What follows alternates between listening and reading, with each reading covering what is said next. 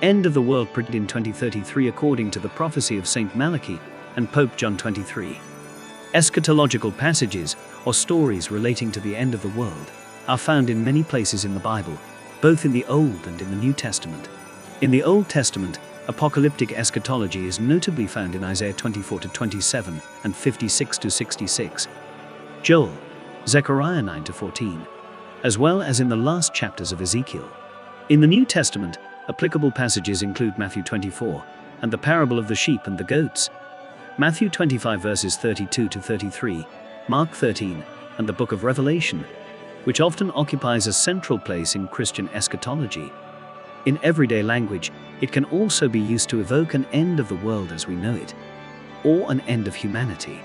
In various religions, such as that of the Mayas, it designates the end of a cycle of creation or destruction, a symbolic representation of the chronological succession of events for this civilization, particularly exposed to volcanic and climatic hazards.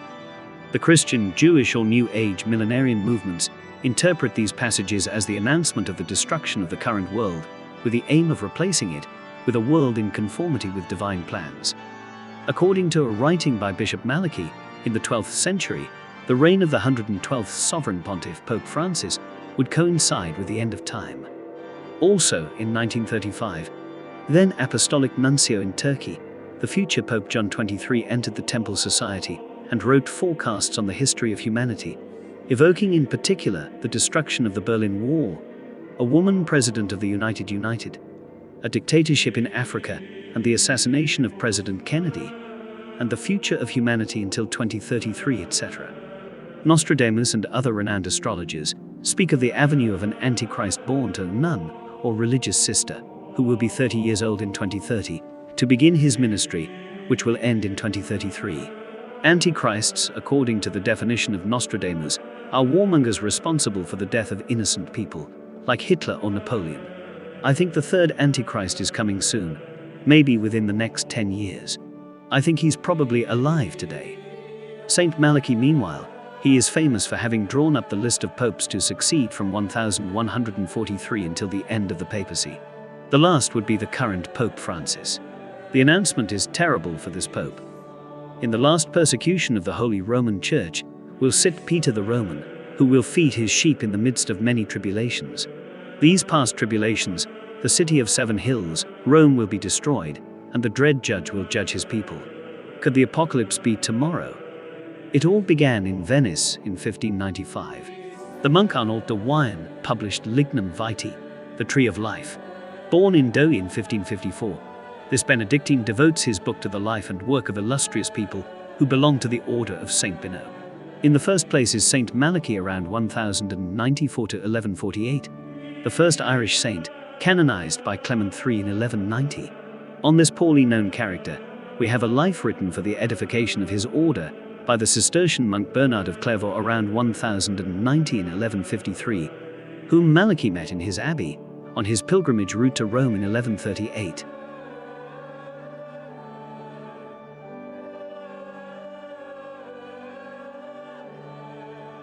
The Abbé de Clairvaux reports that, after having discovered meditation with a hermit, Mulmidokina Morgaire, known as Malachi, the name of the prophet who closes the Old Testament, was ordained a priest at the age of 25.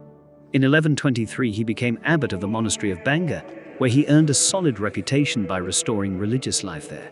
He was consecrated Bishop of Connor in 1124, then Archbishop of Armagh in 1132. He supervised the morals of his clergy and evangelized the countryside. Out of humility, he resigned from his duties and retired to a small diocese. In 1148 he returned to France to greet Pope Eugene III, who was forced to take refuge in Clairvaux. He died there of a high fever in the arms of Saint Bernard. This one says that his friend had the spirit of prophecy. The so-called prophecy of Saint Malachi, according to which Francis would be the last pope, still enjoys a lot of interest, especially on the internet. But careful research into the document reveals serious doubts about its credibility.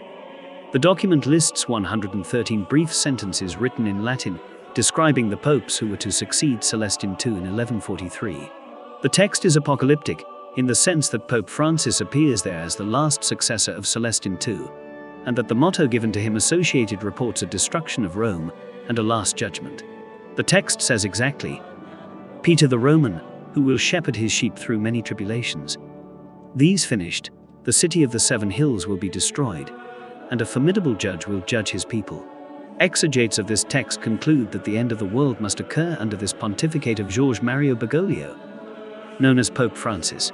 American religious journalist Joseph McHugh says he knows from his own background in Ireland that many Catholics take these prophecies very seriously. His grandmother already feared at the time that the successor of Pius XII, 1939 to 1958, would choose the name of Peter, thus giving the signal of the end of the world. Many clues nevertheless tend to show that the alleged prophecies were imagined from scratch, and that they are not the fruit of any mystical revelation. A first point to note is the rather far-fetched nature of the correspondence between the popes and their mottos. A striking example is the difficulty for interpreters of the document to find connections between Pope Francis and the motto associated with him, mainly concerning the name of Pierre. There are various explanations on the internet. One of them brings the surname Bergoglio closer to Berg, which means mountain in German, making it correspond to rock and therefore to stone. We could cite other attempts at associations, also on other popes, which raise eyebrows just as much. A backdated document. Some sentences seem more convincing. In fact, they are clear and precise until 1590, which presents a complete exposition on this theme. After this date, the currencies become Sibylline and interchangeable.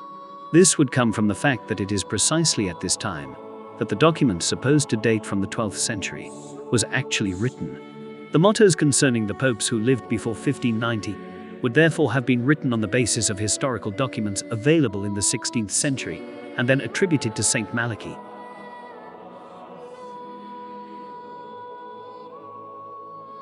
It is difficult to say why Saint Malachi would have played this role of figurehead for this fake news before the letter, perhaps in view of his mystical aura coming from his reported healing gifts.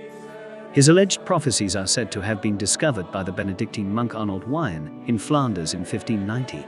The latter presented them to the cardinals during the October conclave of that same year.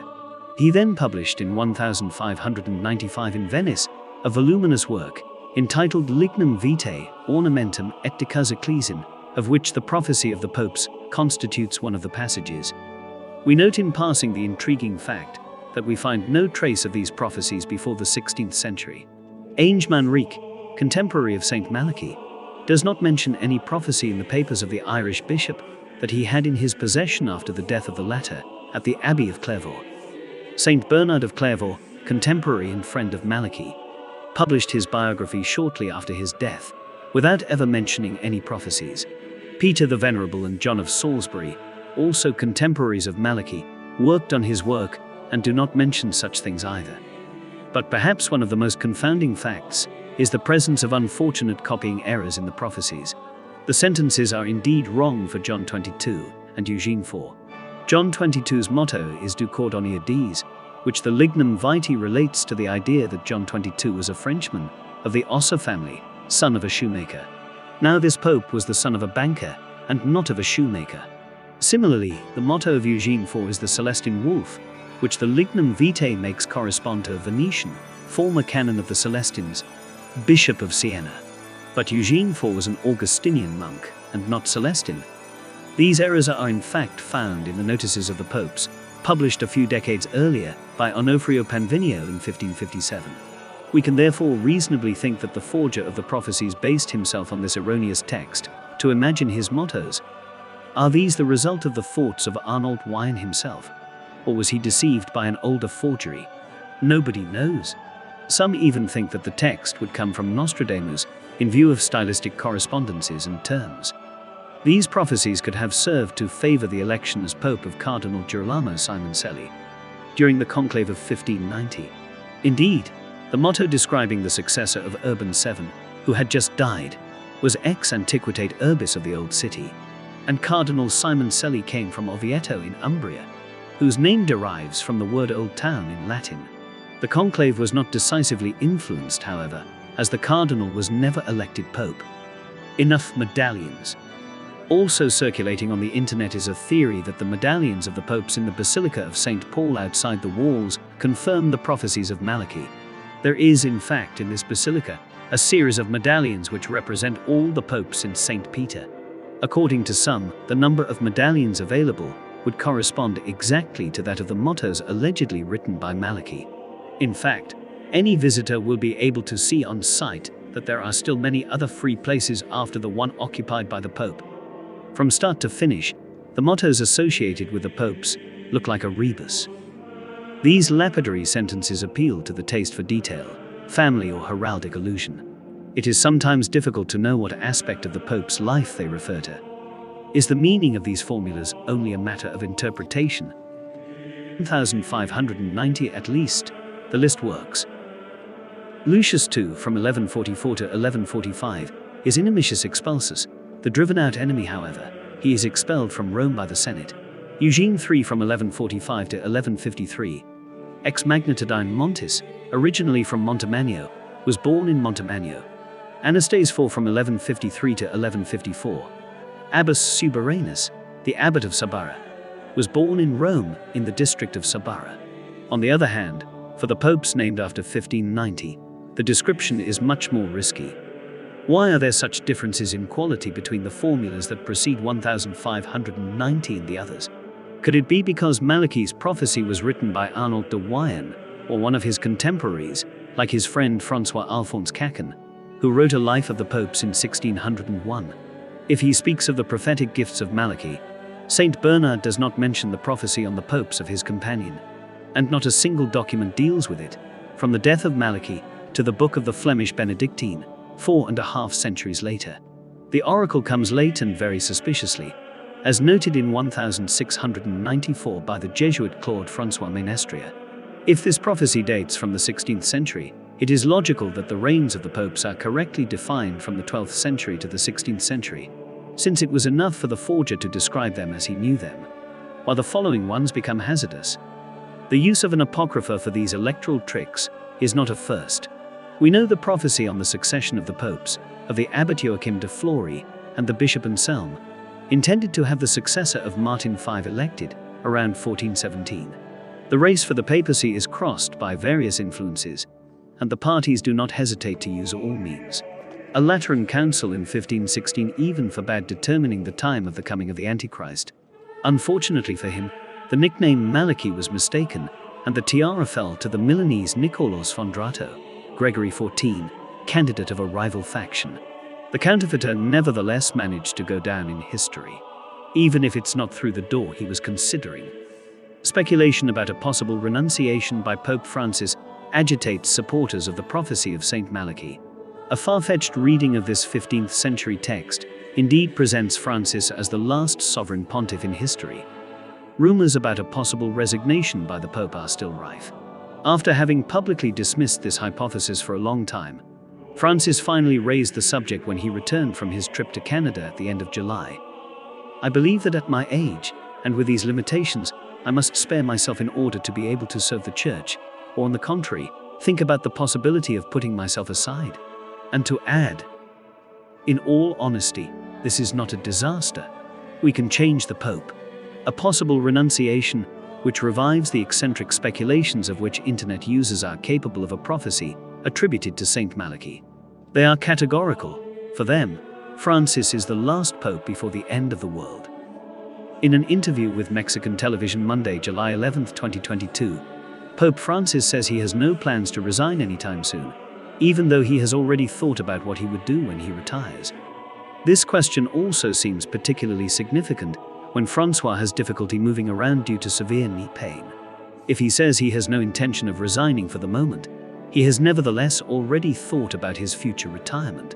In a long interview of more than 2 hours with the Mexican journalists Maria Antonieta Collins and Valentina Alizraki on July 11, 2022, the pontiff confided that he would like to devote his hours of a potential retirement to the confession of the faithful, to the practice of charity, and visiting the sick in an Italian parish. "If I survive after quitting, I'd like to do something like this: confess and visit the sick," he said. This is a mission that would stick well to the skin of anyone who imagines ending his life as Bishop Emeritus of Rome, rather than as Pope Emeritus. Indeed, in many homilies, the Pope has often pointed out that our vocation must be to serve. Francis also attaches great importance to charity, which he describes as a supernatural virtue. Why then do many other prophecies agree to announce the end of the world in 2033? We read in Pierre Carpi's book, The Prophecies of Pope John XXIII, The Future of Humanity to 2033, that Angelo Roncalli, brother Johannes, who will be John XXIII, while he was in Turkey in 1935, in a Rosicrucian temple, he took part in an initiation ceremony. In a voice that is not his own, he suddenly begins to speak. The Grand Chancellor of the temple carefully collects his words and transcribes them. From John XXIII's lips fall strange sentences. The Second World War, Danzig, Hitler, General G. Gaulle, Stalin, Hiroshima. The Berlin Wall will be destroyed, and united Europe will extend to the Urals. In Africa, a dictator's son of the leopard will upset the black continent. A woman will become president of the United States. Written at that time, they will nevertheless remain unpublished until Pierre Carpi discloses them by commenting on and interpreting them. For the Italian esotericist Pierre Carpi, who gathered and put these prophecies into perspective, Brother Johannes was none other than Angelo Roncalli, then Archbishop of Mesembria and Apostolic Delegate to Turkey, the future John XXIII. He would thus have been initiated at the end of a long spiritual itinerary. These prophecies, which reveal our world until the year 2033, do not emanate from some diviner. They were pronounced by the man who would become the man of Vatican II, a pope who was also one of the great mystics of the past century. The 10th prophecy of John XXIII would correspond in many ways to the situation that the Vatican is going through in these times of transition. And there will be another Father, before you are buried, to pray far away for you, for the wounds of the mother. Michael and John will come down to earth. The urns open in the secret places under the treasury, and will be discovered the steps of the first man. The new father will go to him, but will leave the mother an orphan. But before by his words of true science, the secret of the weapon which destroys the weapons. Time of peace then, and on the high stone will be the name of Albert. The exegetes of this prophecy thus believe that these extracts speak of a pope who will know his successor during his lifetime before you are buried, who will pray for the church weakened by the scandals, the wounds of the mother church. Prophecy which would also evoke apocalyptic perspectives with the descent to earth of Saint Michael the Archangel and of John the Baptist, Michael and John, and which could make it possible to identify the first name of the cardinal destined to succeed Benedict XVI, Albert. Much less known than the famous prophecy of Saint Malachi, this piecemeal and unchecked information nevertheless agitates enthusiasts on the web. Two brothers and no one will be the true father. Mother Church will be widowed. The brothers of East and West will kill each other, and in the assault will kill their children. This prophecy of John XXIII means that the two popes who ruled together were in permanent conflict because of their disagreements in diametrically opposed dogmas. Benoit XVI, this eternal misunderstood, treated as a Nazi, misunderstood by Muslims, accused of having covered up homosexuals, and his inability to manage the Roman Curia as soon as the Vatican scandals emerged. Vatileaks. Francois will do everything to undermine the dogmatic radicalism of his predecessor, preferring to live in a simple apartment. When the ultra-conservative Pope Benedict XVI announced his surprise resignation in 2013, he was supposed to leave the way open to his successor Francis, considered to be more progressive. Today, Ratzinger's death puts an end to infighting that tore the church apart and rivaled the battle of angels in John Milton's Paradise Lost. When conservatives accuse Francis of leading the church through the shaky ground of reform, progressives compare him instead to Jesus showing mercy to the multitude. But as the prophet John XXIII said, in this time of torment, there will be no true pope. The struggle will drag down the faithful, who will not come out of it alive. It should be noted that in our recent video on the infiltration of the Vatican by the Freemasons, the Catholic Church does not tolerate the membership of Catholics in secret societies. But the recent popes of Vatican II are for the most part members of these cursed societies and would rather deserve to be excommunicated. Pope John XXIII prophesied the end of the torments of the church in these words: "Thanks finally to the strength that comes to her from the Virgin so often evoked in the prophecies, shown as an example, prayed with humility, the church will overcome its divisions. It will once again be one." It may be that at this point in the prophecy, all Christians, even separated brethren, are united in one embrace. The truth will be simpler than everyone has said, than everyone has written. It will be a good judgment. Our Father who art in heaven, your kingdom come. Your will is done, in heaven and on earth. There are 20 centuries plus the age of the Savior. 20 centuries and the age of the Savior is nothing but 2033. All of you who are expecting the end of the world soon, calm down and do not be troubled, as the great prophet of all time, Jesus Christ, says. He sat down on the mountain of olive trees, and the disciples came in particular to ask him this question: "Tell us, when will this happen? And what will be the sign of your coming and of the end of the world?" Jesus answered them, "Take heed that no one deceives you. For many will come under my name, saying, 'I am the Christ,' and they will seduce many people. You will hear of wars and rumors of wars. Beware of being disturbed, for these things must happen. But that will not be the end yet. Nation will rise against nation, and kingdom against kingdom, and there will be famines and earthquakes in various places. All this will only be the beginning of the pain. Then you will be handed over to torment, and you will be put to death, and you will be hated by all nations for my name's sake. Then also many will succumb, and they will betray one another, will hate one another. Many false prophets will arise, and they will deceive many people. And because iniquity will have increased, the charity of the greatest number will cool. But whoever endures to the end will be saved. This good news of the kingdom will be preached throughout the world, as a testimony to all nations. Then will come the end." Matthew 24 verse 3-14. If you like this video, don't forget to hit the like button, share and subscribe to our channel, and ring the bell to be notified of news videos available. To the next video.